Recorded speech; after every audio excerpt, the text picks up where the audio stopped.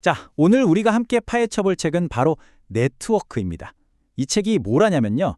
저기 원자 같은 아주 작은 세계부터 우리 인간 사회라는 이 거대한 세계까지 이걸 단 하나의 원리로 꿰뚫어 보려고 하거든요. 정말 야심차죠? 이 책이 던지는 질문이 정말 대담합니다. 원자에서부터 경제까지 이 세상 모든 걸 지배하는 단 하나의 법칙이 과연 있을까? 하는 거죠. 와, 바로 이 질문이 오늘 이야기의 가장 중요한 핵심입니다. 저자는 아주 강력한 생각의 도구를 하나 줍니다. 바로 세상을 서로 연결된 네트워크로 보자는 거예요. 이렇게 보면 우리가 보통 와, 저거 너무 복잡해 라고 생각하는 것들이 사실은 아주 단순한 것들이 그냥 연결되면서 생겨난 결과라는 거죠. 자, 그럼 이 아이디어의 첫 번째 실마리를 찾아볼까요? 그러려면 먼저 물리학의 세계, 그 중에서도 예측이라는 영역으로 한번 들어가 봐야 합니다. 보통 예측이라고 하면 두 가지가 있어요. 하나는 이 방 안에 떠다니는 가스 분자 하나가 정확히 어디로 튈지 맞추는 거예요. 이건 뭐 사실상 불가능하죠? 근데 다른 종류의 예측이 있습니다. 그 수많은 분자들이 모여서 결국에는 이 방을 골고루 가득 채울 거다. 이건 거의 100% 확실한 필연적인 예측입니다. 바로 이거예요. 핵심은 관점을 바꾸는 겁니다. 하나하나의 작은 입자에 집중하는 게 아니라 그 입자들이 모여서 만든 전체 시스템을 보는 거죠. 이게 바로 그 복잡해 보이는 세상을 이해하는 열쇠가 됩니다. 우리한테 아주 익숙한 윷놀이를 한번 생각해 볼까요? 윷가락 4개를 딱 던졌을 때 도, 개, 걸, 윷, 모 중에 뭐가 나올지 정확히 맞추기 어렵잖아요.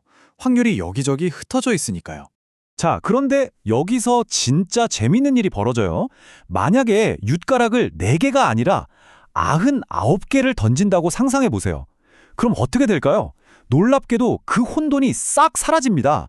개가 나올 확률이 무려 96%까지 치솟아요. 이건 뭐 결과가 거의 정해져 있다고 봐도 무방하죠. 결국 핵심은 이거예요.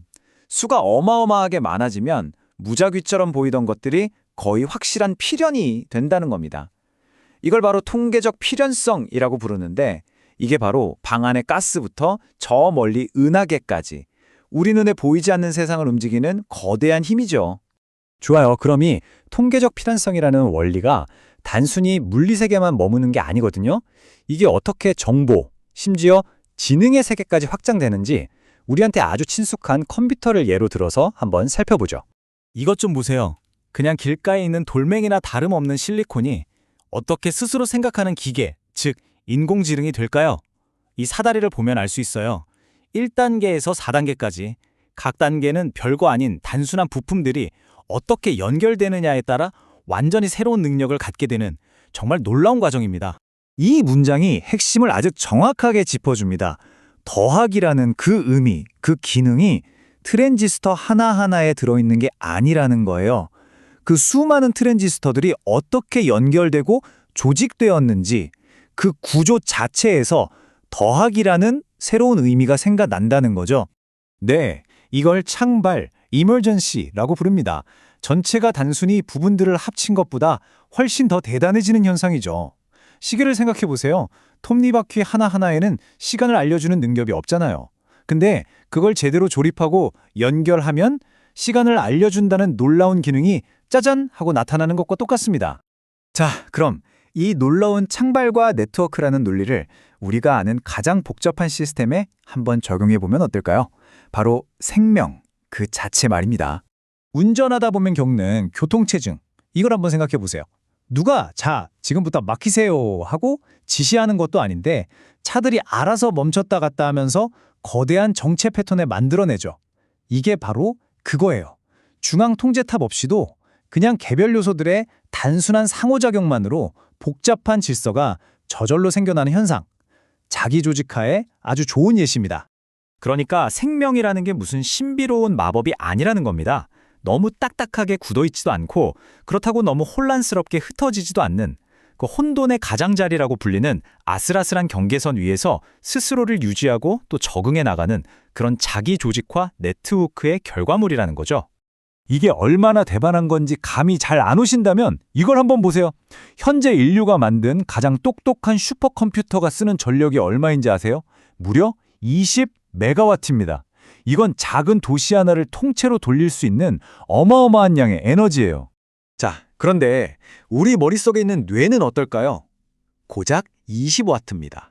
20메가와트가 아니라 그냥 20와트요. 희미한 전구 하나 켤 정도의 에너지로 그 슈퍼컴퓨터가 하는 일, 어쩌면 그 이상의 일을 해내고 있는 거죠. 이게 바로 자연이 만든 네트워크의 경이로움입니다. 효율성이 정말 말이 안 되는 수준이죠. 자, 그럼 이제 마지막 단계입니다. 지금까지 살펴본 이 놀라운 아이디어를 원자, 컴퓨터, 생명을 넘어서 우리 인간 사회 전체라는 가장 큰 규모로 한번 확장해 보겠습니다. 생각해보면 우리 뇌도 그렇고 우리가 사는 이 사회나 경제도 다 똑같아요. 수많은 개인, 즉 나와 너라는 단순한 존재들이 서로 연결되면서 만들어낸 거대하고 창발적인 네트워크인 셈이죠. 그래서 이 네트워크라는 관점을 이해하는 게 왜 중요할까요? 이건 미래를 예언하는 수정구슬이 아닙니다.